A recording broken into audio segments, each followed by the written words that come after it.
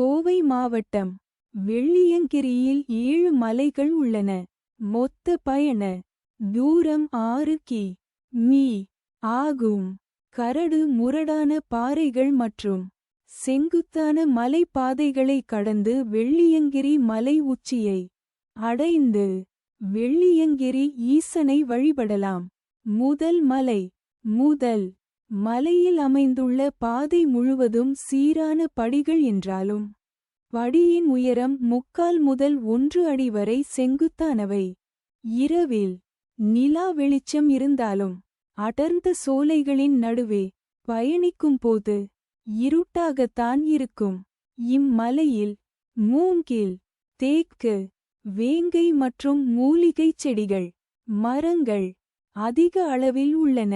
மலை ஏறத் தொடங்கும்போது லேசாக வியர்க்கத் தொடங்கி பாதி மலைக்கு மேல் பயணிக்கும்போது அந்த இரவு நேரத்திலும் வியர்த்து கொட்டும்.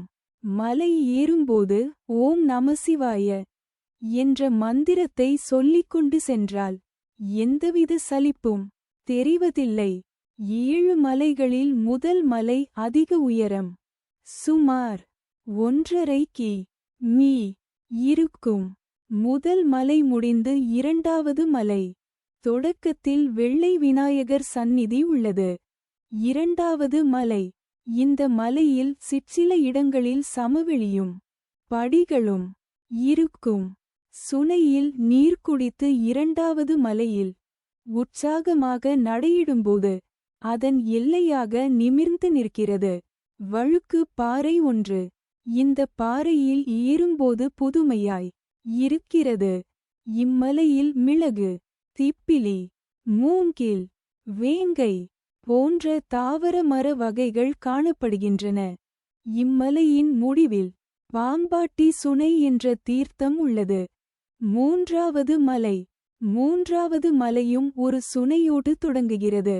இதற்கு கைதட்டிச் சுனை என்று பெயர். இந்தச் சுனை இருக்கும் பகுதிகளில் சித்தர்கள் நடமாட்டம் மிகுதி என்பதால் இங்கே நின்று கை தட்டினால் பாறைகளின் இடுக்கிலிருந்து தண்ணீர் வரும் என்ற ஒரு நம்பிக்கை. இதனாலேயே கைதட்டிச் சுனை என்ற பெயர்.